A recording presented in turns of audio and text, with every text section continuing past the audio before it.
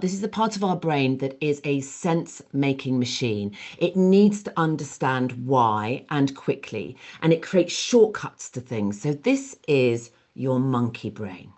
This is your circus, and your monkey is performing in the circus. And the monkey tells stories about the other all the time.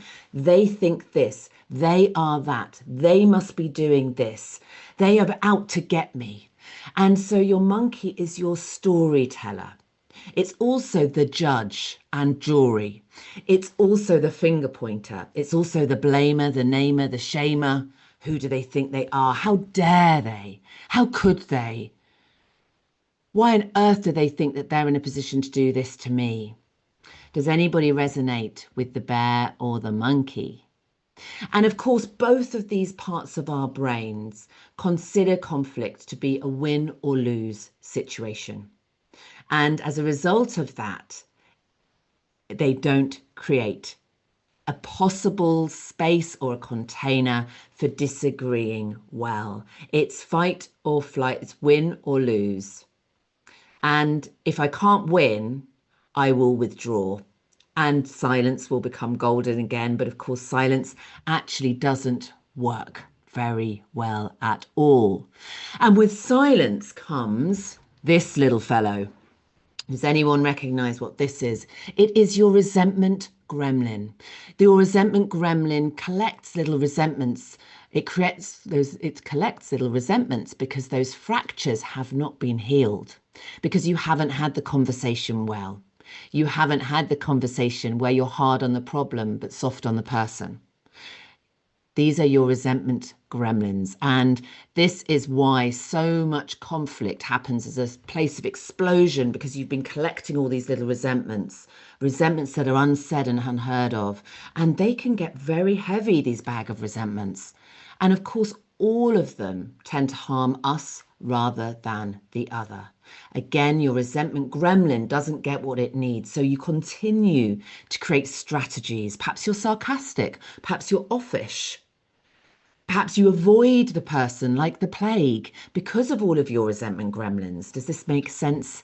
Does this resonate? Do you notice that you have your own resentment gremlin and that perhaps it's been really impacting your sense of peace, your sense of wellness, and desperately hoping that somehow you won't need to actually have the conversation?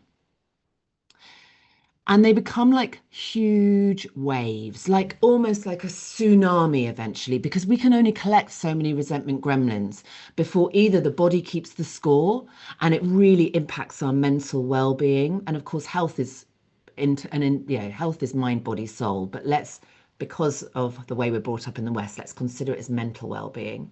It really impacts our mental well-being. Or we make choices to leave somewhere we're actually really happy in generally because of that, or because we no longer see someone just because there was a conversation that was unsaid. And these waves build, and when they crash, they're huge.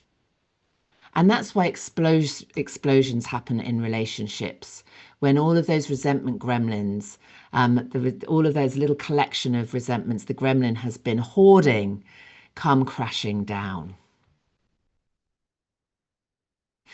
And the main reason is our lack of ability to regulate and have conversations well. When we're in the office, what we know is that most of us don't try and regulate until we're at a red. And what a red might look like is wanting to cry, wanting to shout, wanting to walk out. Deep frustration that is expressed, real sarcasm in a meeting, letting someone else know exactly what they should be doing, the micromanagement, the intense frustration, whatever it might look like for you. It's going to be different for each of you. Where we are not so good at regulating, and what would make all the difference so you can have conversations with grace and ease, is when we are at green and amber. Those micro moments when we're able to regulate, to take 5 minutes, to walk, to breathe, to listen to a short piece of music, or I use Othership, which has 2-minute breathwork sessions, which I will do after meetings because many of my days tend to be back to back. But one invitation for all of you today is to notice when you're moving into amber rather than red, and amber is your sign to self-regulate. Watch how differently you communicate if you self-regulate throughout the day when you are at amber and not red. Because your brain is made up of two key parts, emotional and rational. The emotional brain is the size of an elephant. The rational brain is the size of that tiny little rider that sits on top of it. And we need to look after both parts of our brain. And in regulating, we bring these two into harmony so that we can use our prefrontal cortex. We can open up this beautiful part of our brain that allows us perspective. It allows us to respond and not react. It engages the power of the pause. When these two parts of our brain are enacted, we're not in fight, flight, freeze, fawn, flop. We're not in the storytelling part, the finger pointing, the judgment, the gossip, the blame, the shame. We're able to regulate and we're able to have perspective. And perspective means being able to see our point of view and the point of view of the other. But much more importantly, notice what we need and notice what the needs of the other are too. You cannot solve conflict well without the recognition that both parties have needs. You can never resolve conflict well just from a perspective, a singular perspective. Being able to disagree well, being able to create connection in moments of disagreement is the noticing of your needs and that of the other. Conflict-based emotions are some of the most difficult emotions to process. And of course, all of our emotions are data. They all give us fascinating and brilliant information, but they're challenging emotions. We're not used to handling and sitting with these emotions. We tend to eat, scroll, shop, drink. We tend to watch Netflix for hours. We might go to our bed and sleep rather than really listen to the emotion itself and see what it has to show us and how we can then have the conversation well. How do we feel about these sorts of emotions? What does the experience feel like, and what do we do with the emotion? What do you do with these emotions when you have them? What does that look like for you? Yeah. Do you welcome them in? Do you sit with them? Do you work with them? Do you listen to them? Yep. Yeah, we haven't been taught, have we, that these emotions are phenomenally useful.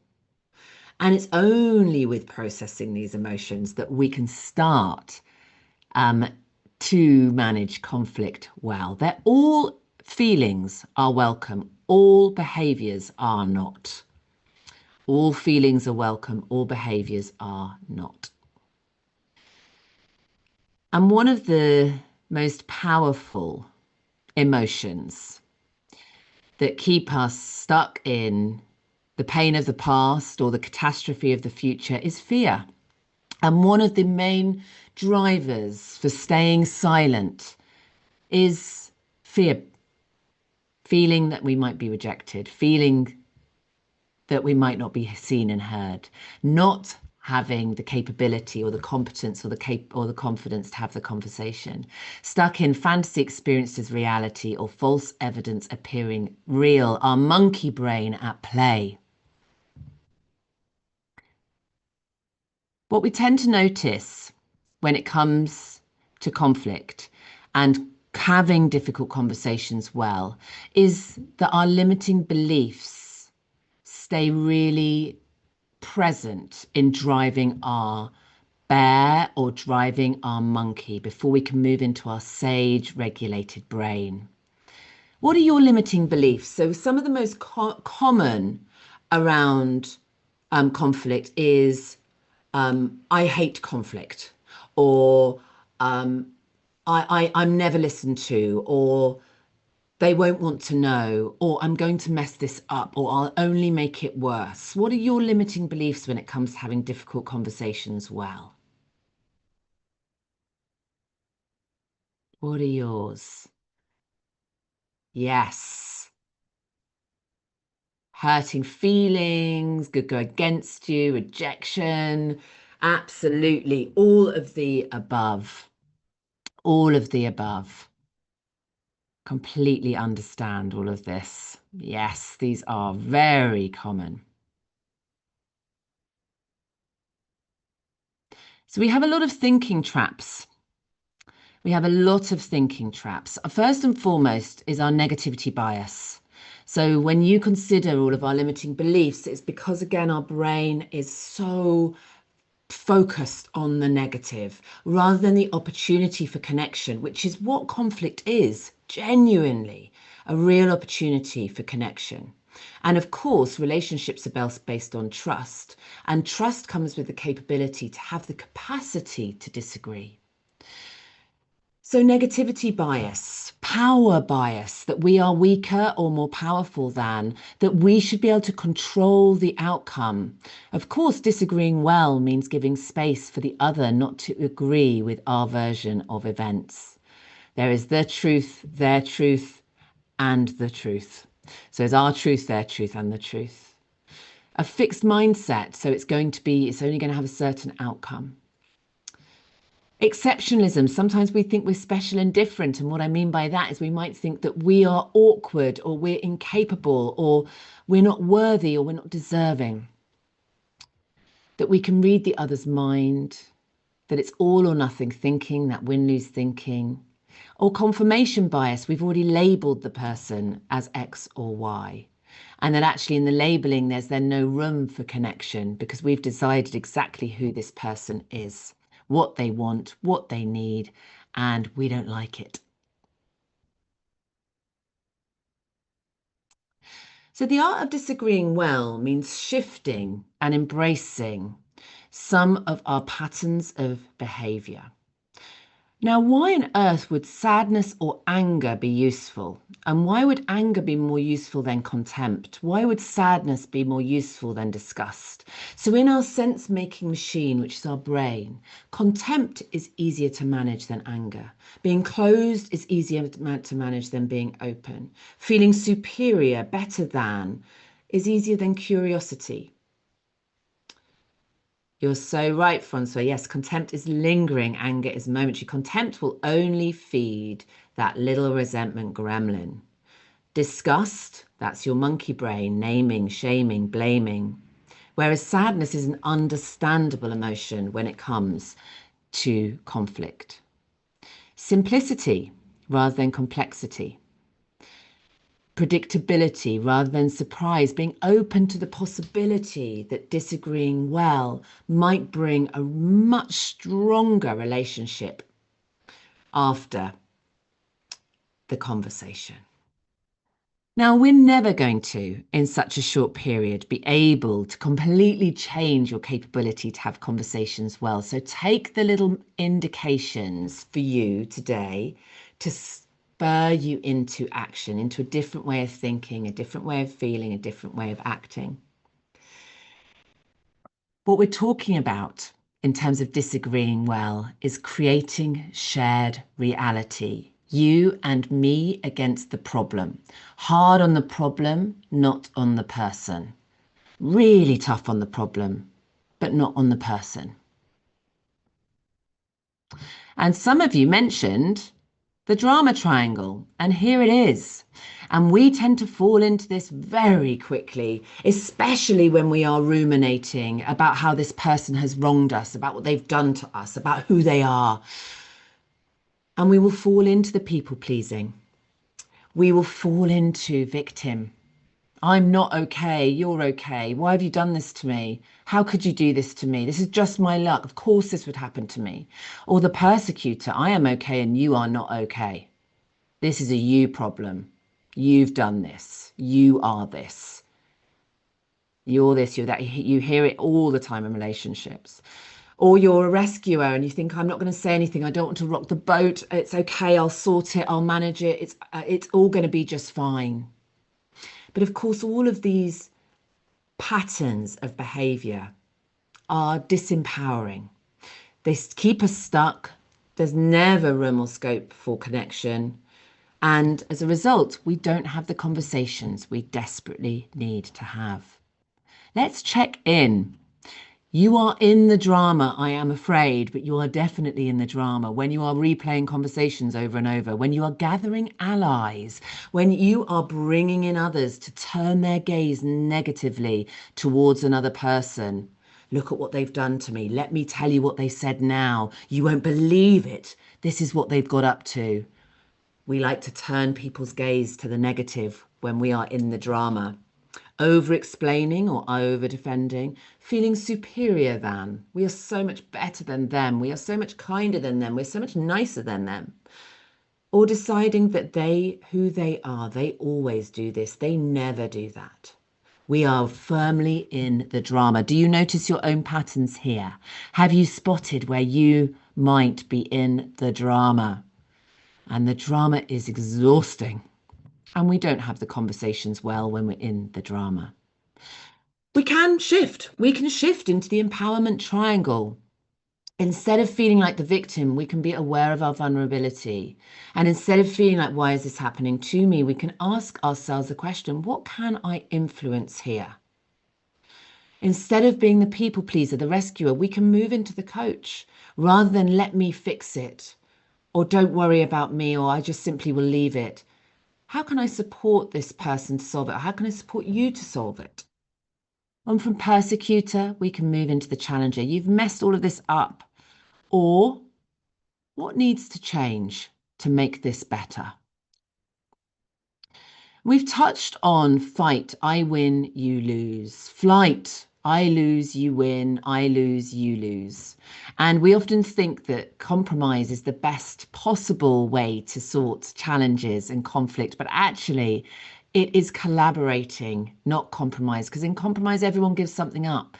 In collaboration, we have a possibility that people's needs can be met, or at least the most important needs of the other, and our own can be met. So we are looking to shift into I win, you win. How do we both get our needs met here?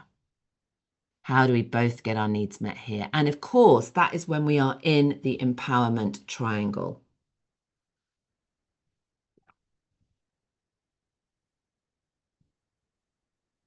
Okay.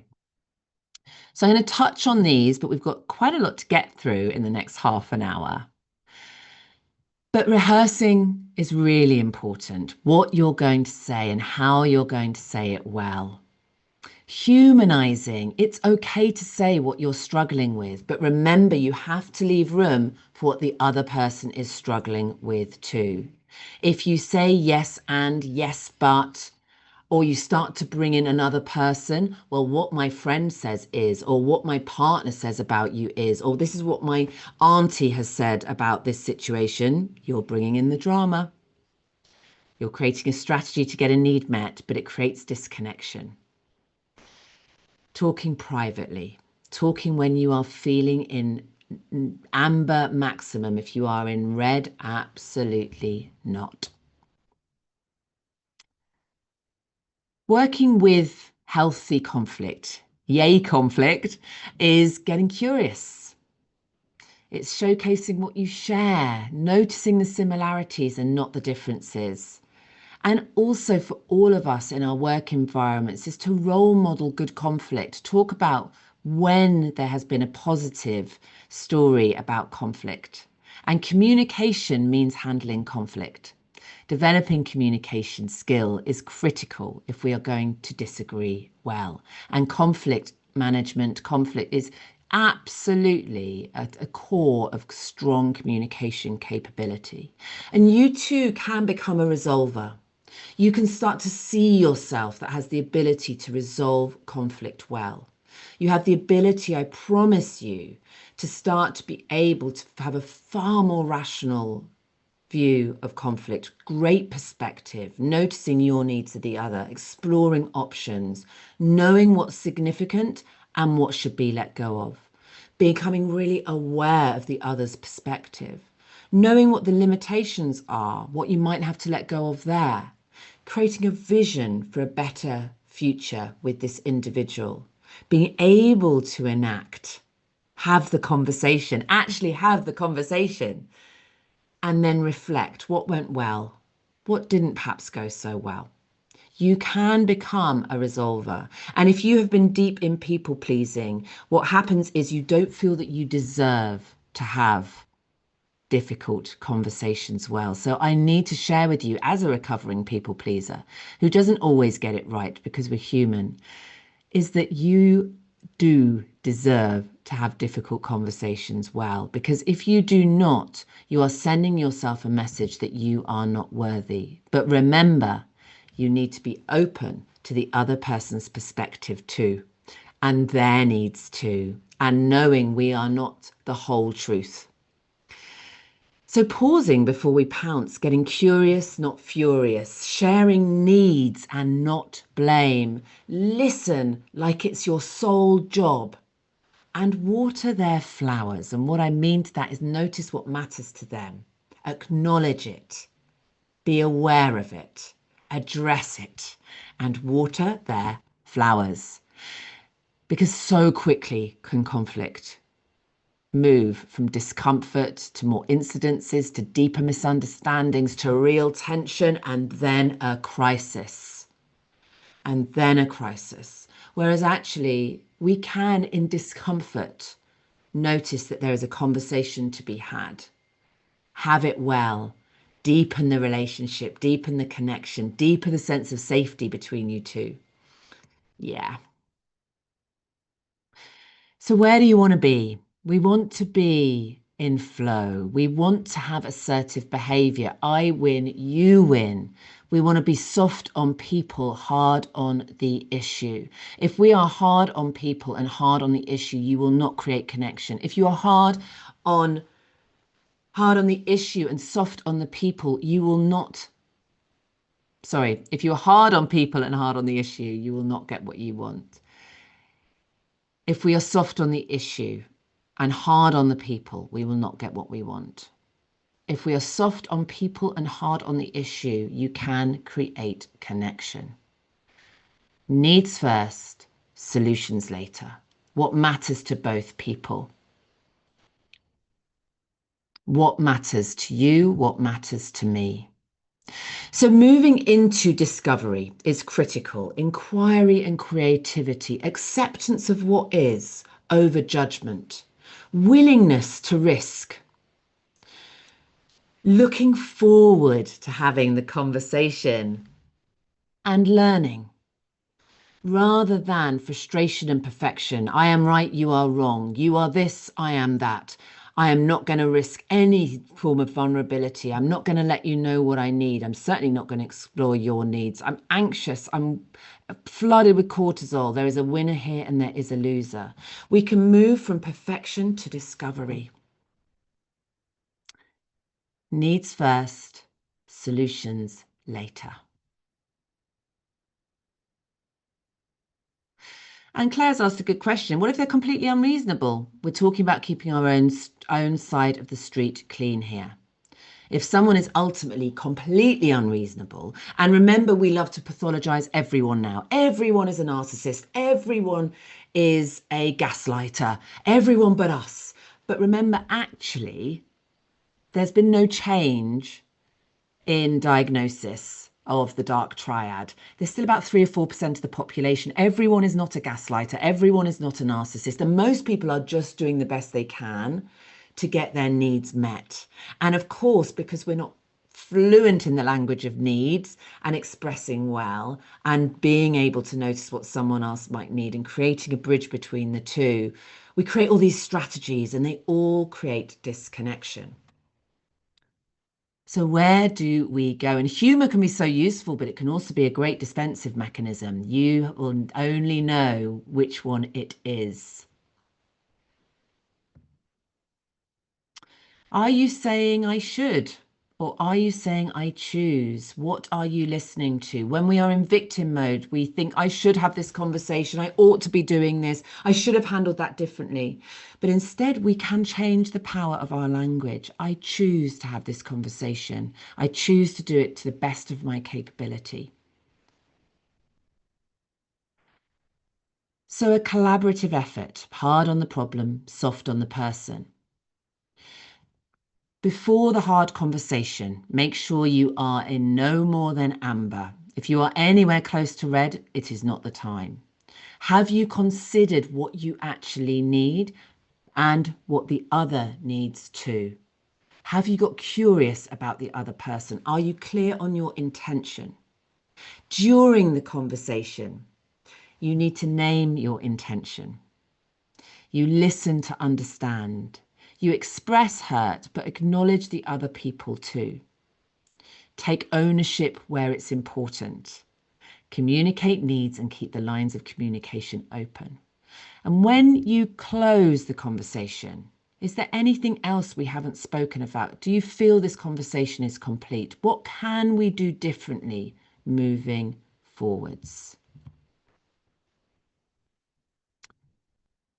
We are needs first, solutions later. And we are working with what is rather than what we hoped it might be. And empathy and sympathy are two different things, but both are welcome when we are considering difficult conversations being had well. Understanding what others are feeling, because you've experienced it yourself. You can put it yourself in that shoes. Providing comfort and assurance where needed. But neither of these mean abandoning what matters to you too. I've observed, I feel, I need, I would like. Have you felt this? Do you need that? Would you like this? So really active listening, asking questions, really active listening. What do you need? What don't you need? What do I need? What don't I need? Getting really clear on needs is the critical thing, because needs drive feelings, or needs that are met or unmet drive feelings, and feelings drive action. It's the need that matters most. No blame, no demands, no you must, you should. Just I've observed, I feel, I need, I would like. Have you observed? Do you feel? Do you need? Would you like? So no blame, no demands. I feel, I need, I would like. Do you feel? Do you need? Would you like?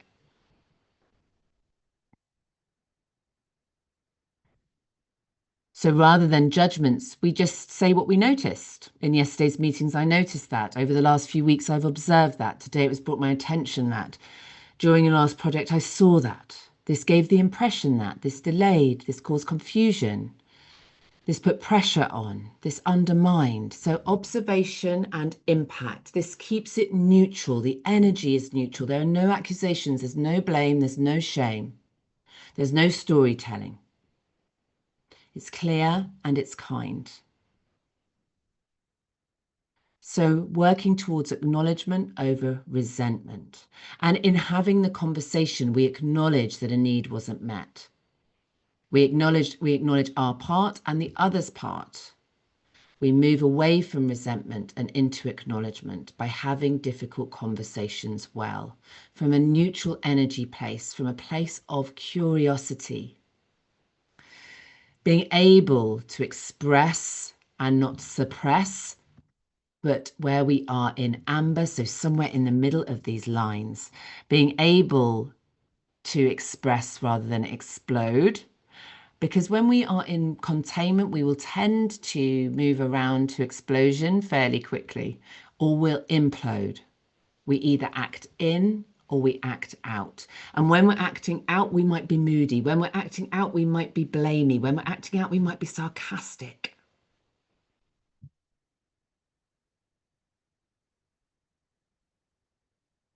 So I'm a strong believer in I'm okay, you're okay. I'm okay, you're okay. I believe in good intent. I believe most of us are just trying to do the best we can with what we have. I think conversations done well only create connection, not disconnection. So you can create strategies that support you. You know, if you get very upset, it's okay to say, I'm getting upset. I'd really like to have this conversation from a neutral place. Let's come back tomorrow. If I get angry, I'm going to take 5 minutes out. I can feel myself getting angry. That's not going to help the conversation. Let's come back in 10 minutes together, or let's come back tomorrow. So, where are you now, and what are you starting to think about you might like to invite in? Now you and future you, somebody that's avoided difficult conversations. Where would you head to? Where do you want your future me to? And I'm going to come to all of your questions in just a second. What do you want to do differently? Why is that important to you? How will you start? How can you maintain? Who can support you in that? So I go into much more detail on a 1 day workshop, which you are so welcome to join me on, which is stakeholder impact and influence. It's really immersive. We have a lot more time for tools and strategies. But I'd love to answer any of your questions. So do share any questions that you have, any question that you have that might be useful. Oh, that's a tough one. How do you rebuild confidence after you've had a difficult conversation with the right people and then ended up being made redundant? Well, compassion is key, and we're really terrible at compassion, but compassion is key. Noticing where you were proud that you had the conversation, noticing why the conversation was important, noticing how you handled that conversation, and noticing how it made you feel to have that conversation. And then obviously being made redundant is a hugely traumatic event for anybody that's experienced it.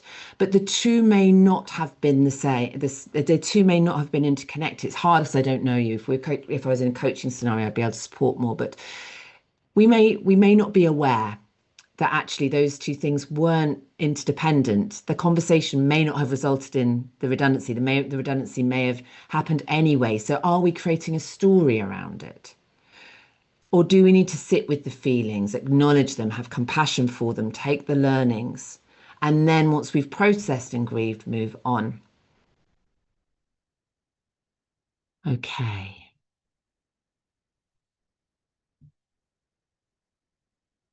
Oh, yes. So basically, Joe, if you're struggling with anxiety around having a conversation, then my indication would be you need to have lots of micro moments of regulation during the day and every day.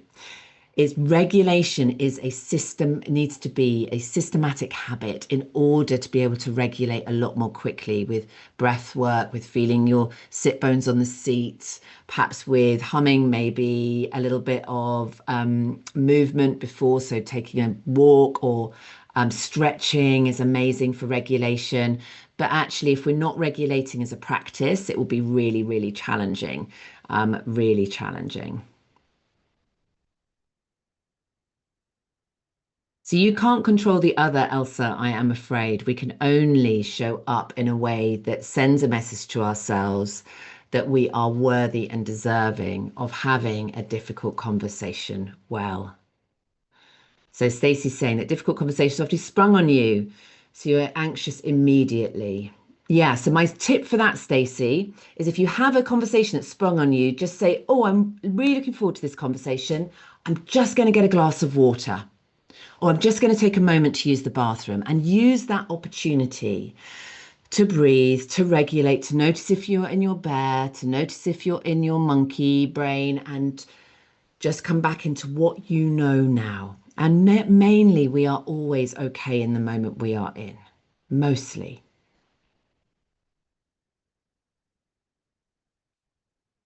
And last question. So Rachel's just saying, what do you do when the other person doesn't want to have the conversation or come to the table? You can't control the other.